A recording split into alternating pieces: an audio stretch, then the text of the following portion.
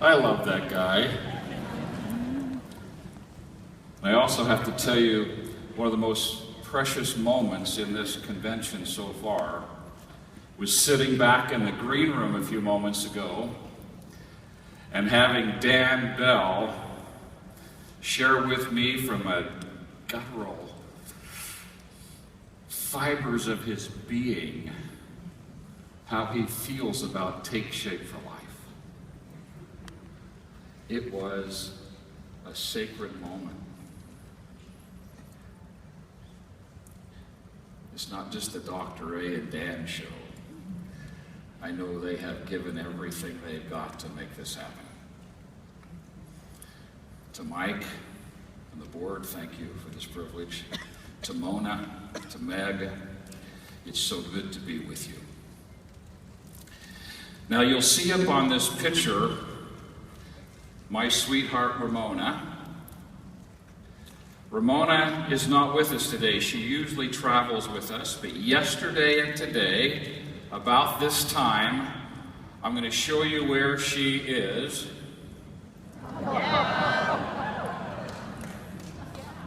Our oldest grandson just turned 16, and so she's celebrating it with him at Cataract Canyon.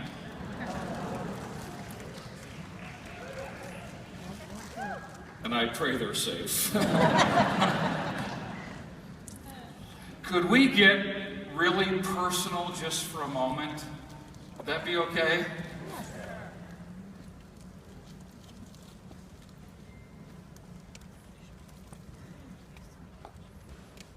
We've been married 40 years.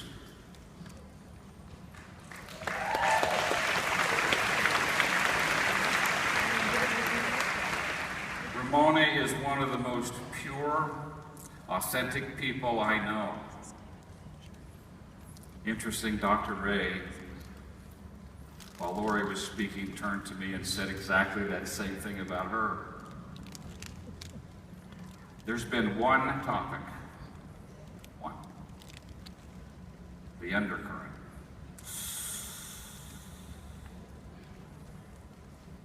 I want you to see on the right-hand side a spontaneous giggle. Can you see it in her face? That spontaneous giggle? While I'm sharing with you this morning, I want you to remember yours.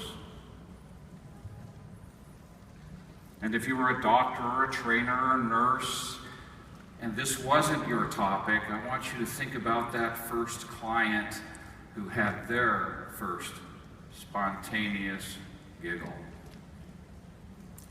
It's not about humor. It's about something that comes out of the fibers of our being. Because that's your business. Creating spontaneous giggles. Look at Ramona. Now this next one should have a disclaimer. These images could be disturbing.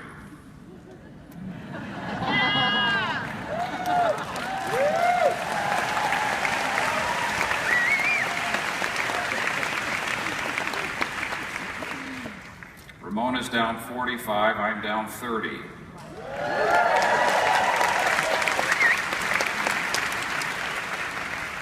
Would you like to see my spontaneous giggle?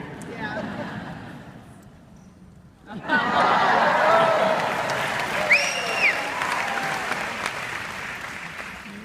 We have 7 children and 27 grandchildren. 3 are on program, and a few more are working on that possibility.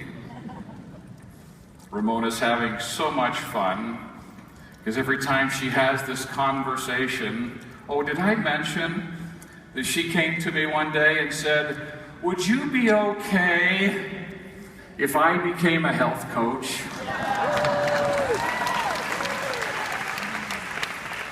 Well, as the CEO of the Augmandino Group, we usually don't represent the company, but what this is, I said, yes, I can support you.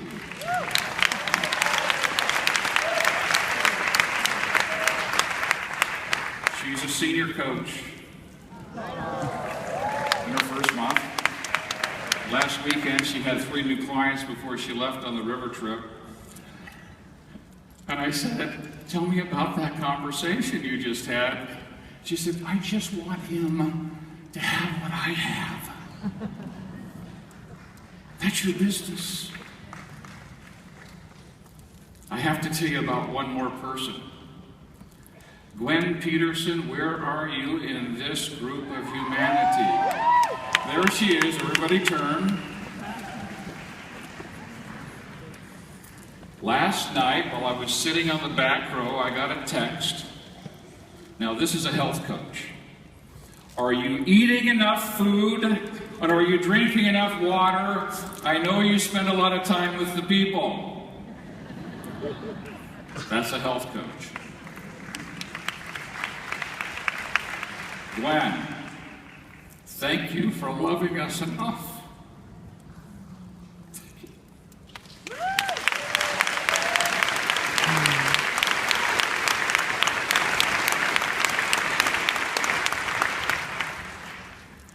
Isn't the theme of this conference powerful? Awaken, connect, transform, act. Og-Mandino, when he wrote the 10 Scrolls, found the greatest salesman in the world, number 9 was, I will act now.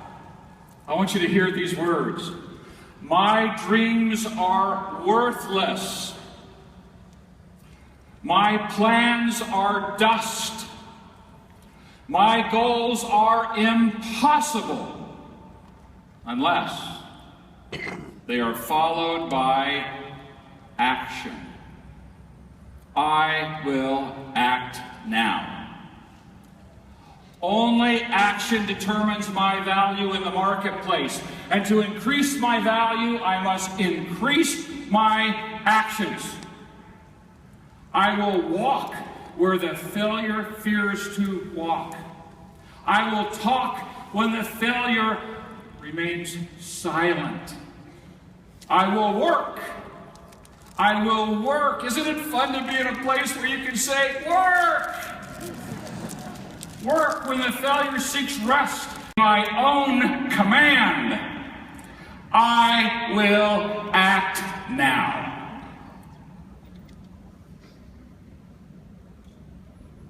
What is your ACT score?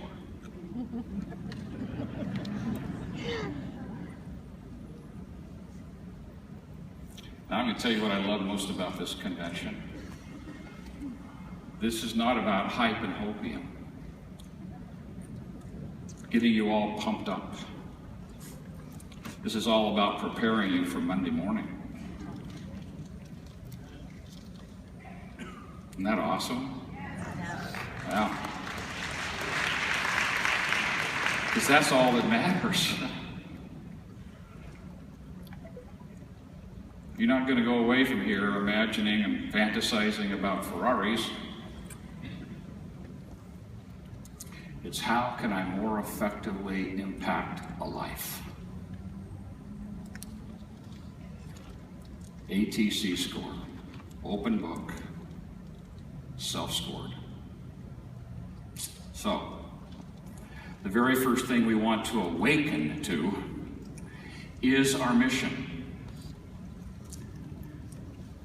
When I first heard the trilogy, I went, okay.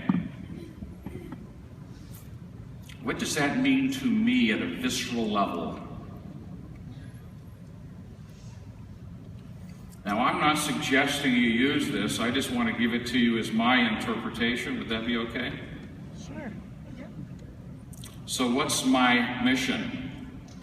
If Ramona were here and I said, Ramona, what's your mission?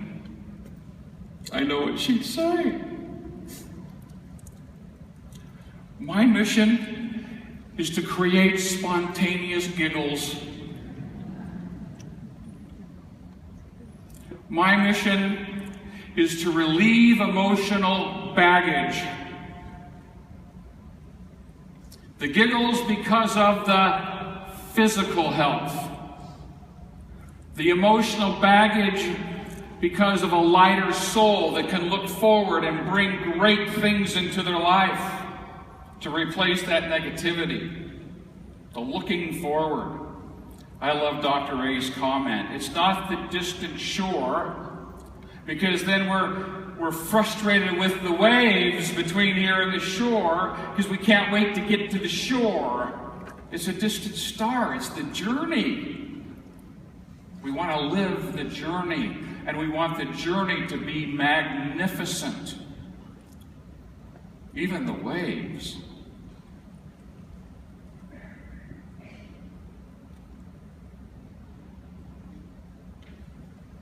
Yes. And when someone's ready, your mission is to show them how to pay it forward. What does that mean? So they too can create spontaneous giggles. So they too can help release emotional baggage. And when those people are ready, they can help them pay it forward so they too can create spontaneous giggles and release emotional baggage. Is there money involved somewhere? It says so eloquently last night. And you get paid for creating that result. And the more giggles you create and the more baggage you release, the more money you make. Who could ever be ashamed of being paid to do that?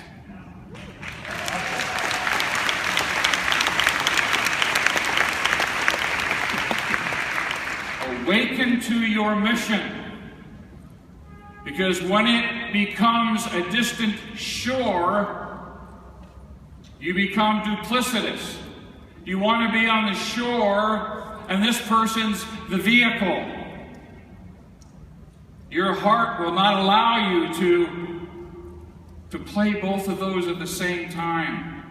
But if your goal is a distant star, you're saying, come join me in the journey. That's a different purpose for being in that conversation. I'm going to give you a few more. The Greeks were brilliant. They had a definition for love, 4 of them. Eros, erotic love. Pia, maternal love. Philo, brotherly love. And agape. This is a very special kind of love. It's a heightened level of awareness. That's awakening.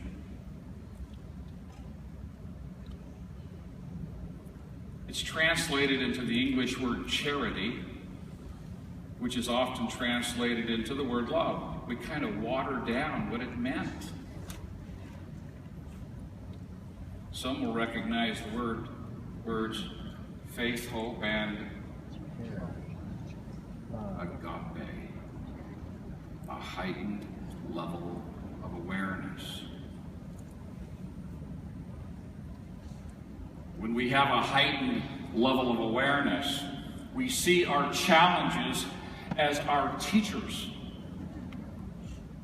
not as impediments to our success.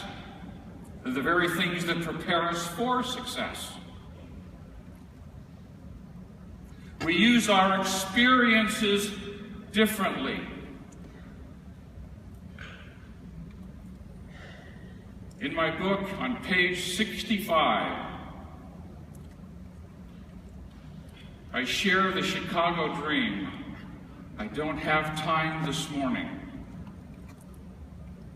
but in simplified form, many of you have had very painful experiences in your lives, and many of you have tried to figure out how to put them behind you. And when you have, you put them in a big sack and you're dragging it along with you, and it's exhausting you. And you tried to let it go, but it keeps coming back.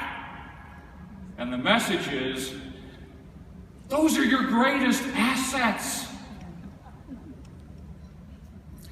what's prepared you to become a powerful, empathetic coach. You get to hold those experiences differently. Instead of in your sack, we want to have you put them in your heart so that you can use them as a lens through which you can see another person's experience. Because of what you've been through, you can see things other people cannot see. You'll hear things other people cannot hear. You can, if you're courageous, ask questions no one else would think to ask. You see, what you do addresses an issue that is in the deep basement of a person's life. Don't throw away your experiences. They give you permission to go to the very place where they're living. Do you ever dress to try to look a little slender? Tell me more about that.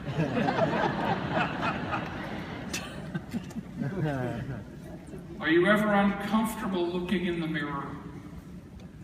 Oh, tell me more about that. Who would think to ask that question? Somebody who has been there. Treasure your experiences. You have been so uniquely prepared to serve. That's your education. You bring that alone. Og says, you may have all the skills and knowledge of the world, and if you don't have that, you will fail. And you can succeed with that alone. Alone. Imagine. You mean if I bring my experiences and I put them in my heart and I listen to people and I let my intuition speak to my heart? Wow, I wonder if they ever have. Do you ever feel this way? Yes. Tell me more about that. Is it that simple? Absolutely.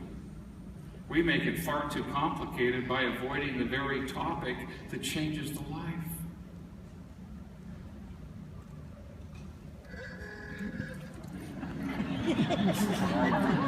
Is that me? Have you ever done that? Sometimes. I was going to do something much more violent, like what many of us do. We get all excited, we go home from a convention, and the first person we see, we just throw up all over. Heaven bless the person you see in the elevator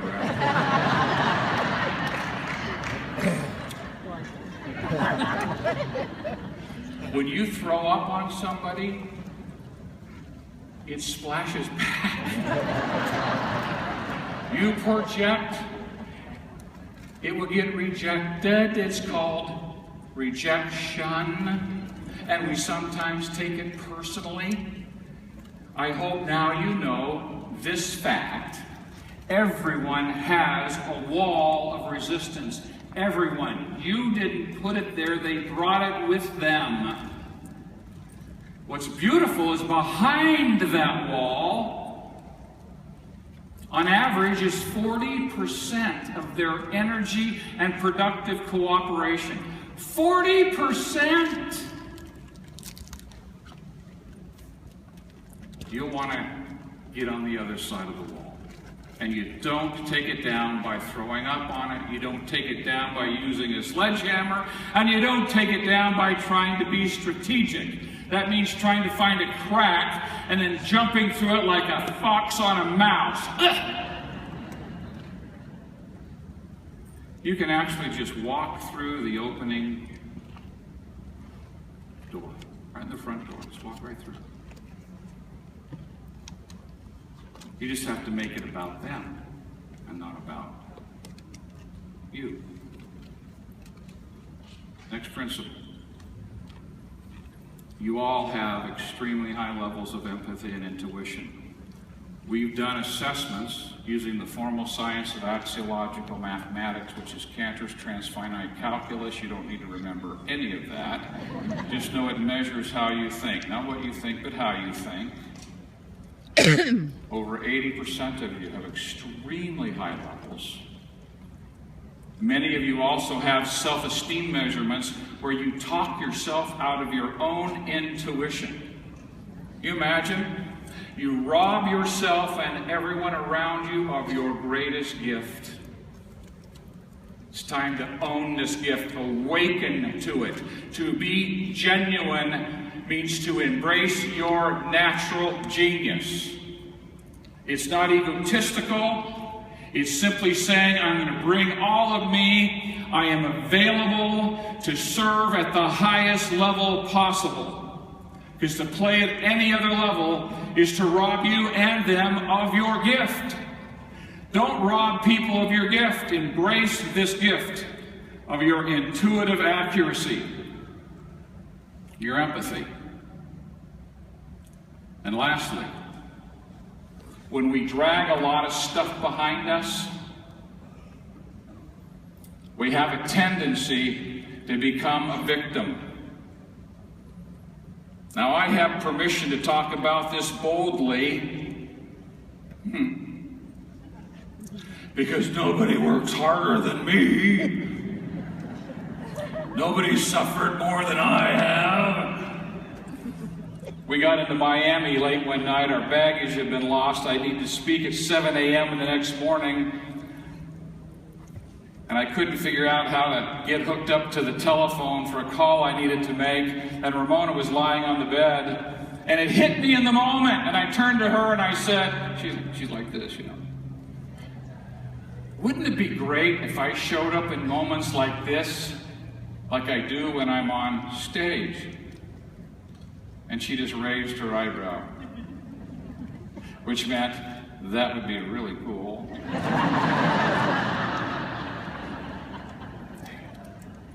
So I come to you, victim to victim, to say, you know, if you had a rearview mirror and you walked away after doing one of those victim downloads and you could see, what would you see?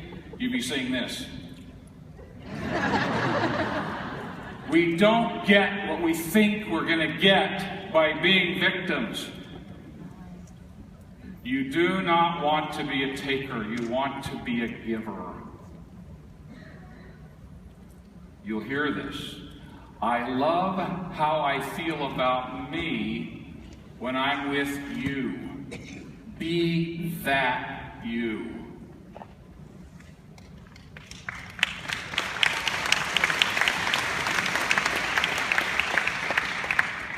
That is someone who is awakened.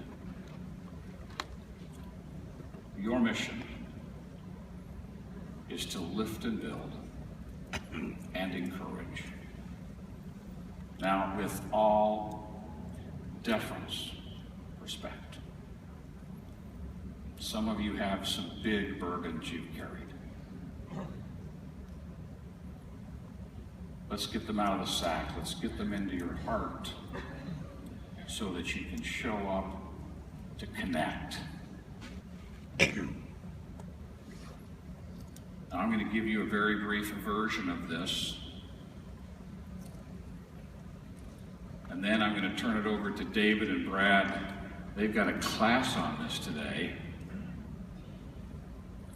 on intrinsic validation.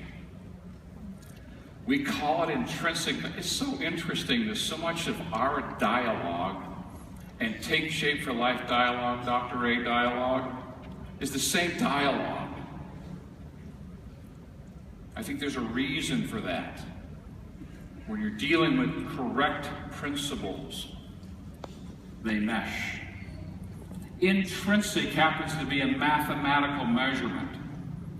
In Cantor's transfinite calculus is called an Aleph index 1 to the power of an Aleph index 1.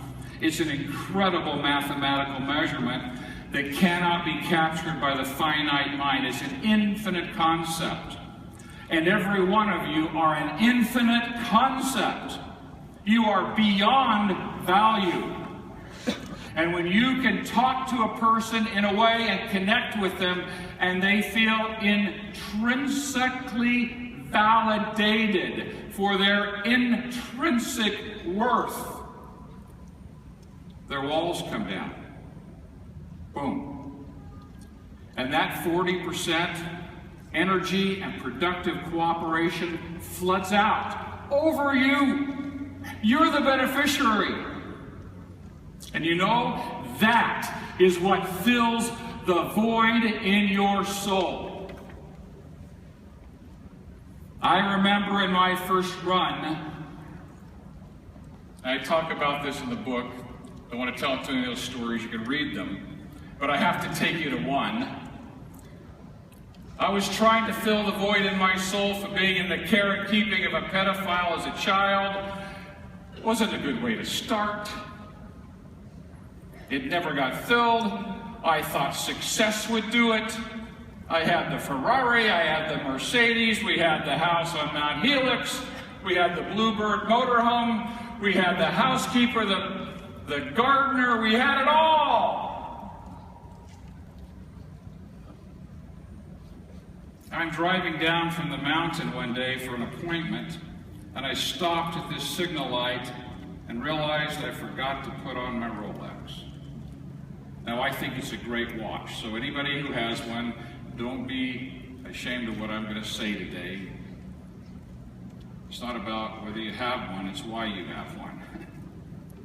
I'll tell you, I had one that was, oh my goodness, do I get to my appointment on time, or do I go back and get my Rolex? You know how I wore my Rolex? How you doing today? Did you see it? It's coming back in just another minute. Aren't I just as cool as this can be? I was my watch. I was my Ferrari. I was my Mercedes. I was my bus. I was my house. And my soul was still empty. The greatest gift I ever received was having all those things go away so that I could find me.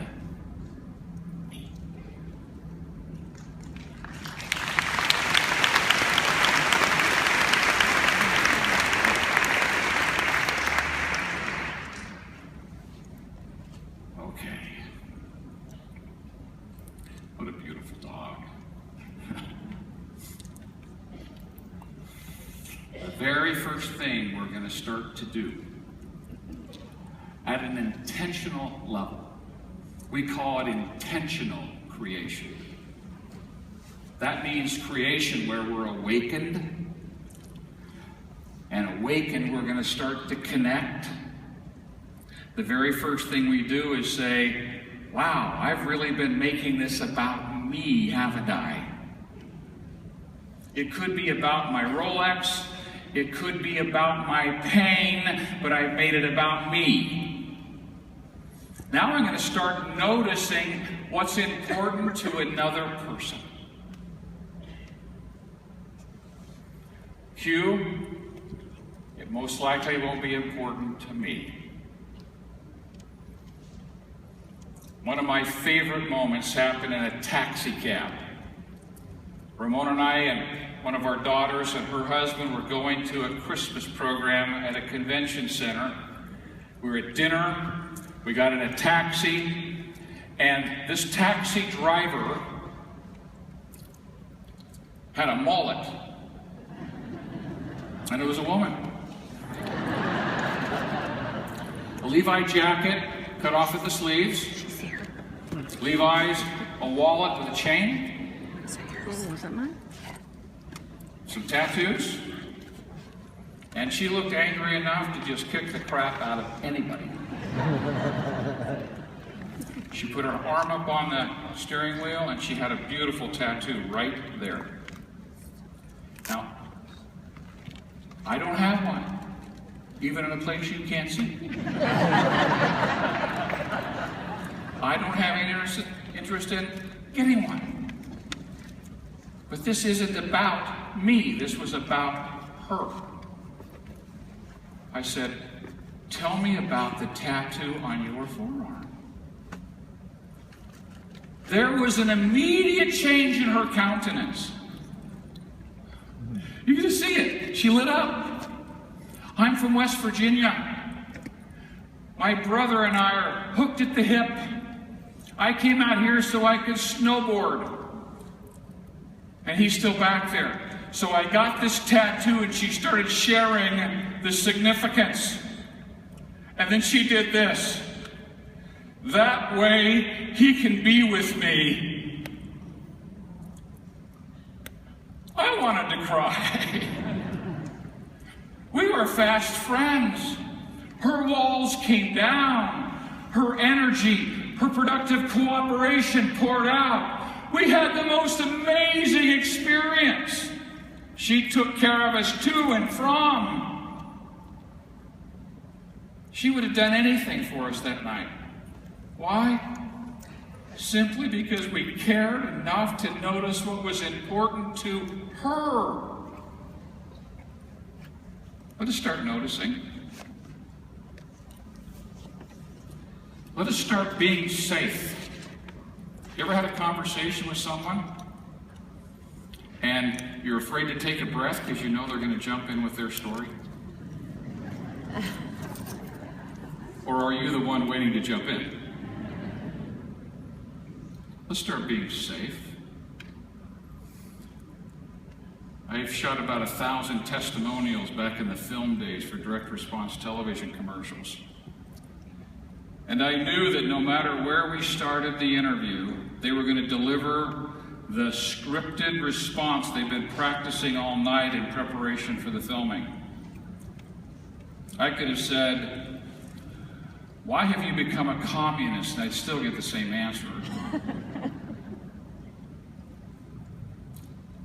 And when they finished, I just want you to see this move.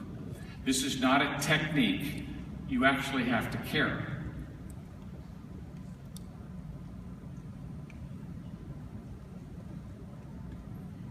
What it says is, I'm listening. I always learn that at the end of someone speaking, 1 1,000, 2 1,000, 3 1,000, do we listen to respond or do we listen to understand? And once we understand, do we ask questions to demonstrate our understanding, or do we just say, I understand, and then we spill everything? No. We leave them feeling understood.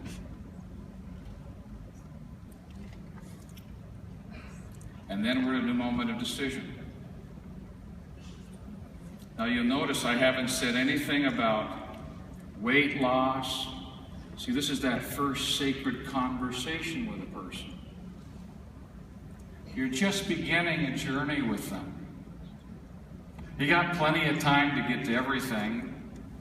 Do you have an agenda? Yes. To notice what's important to them. It's that simple. Don't complicate this conversation. Do you have an agenda? Yes. To listen until you understand them. Do you have an agenda? Yes. To ask empathetic questions that demonstrate that you understand, so they feel understood. The single greatest gift you can give a human being, the single greatest gift, is for them to feel understood. May I ask you all a question? Show of hands. When was the last time someone listened to you until you felt totally understood? And they didn't try to fix you.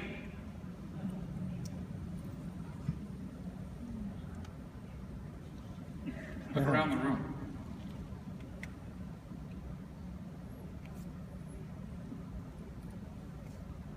Before this day's out, make the decision to become one of the rare ones. I was coaching with a client in Houston who said to me, "Oh, I remember it was 6 years ago when I was at a..." 6 years ago? If every person you listen to is left feeling understood, you become one of the rare ones. They are so rare, we only had a couple of hands raised in a whole room with 3,000 people. Imagine. Imagine if all of you went out into the world and became the rare ones. What's possible? This is worth that.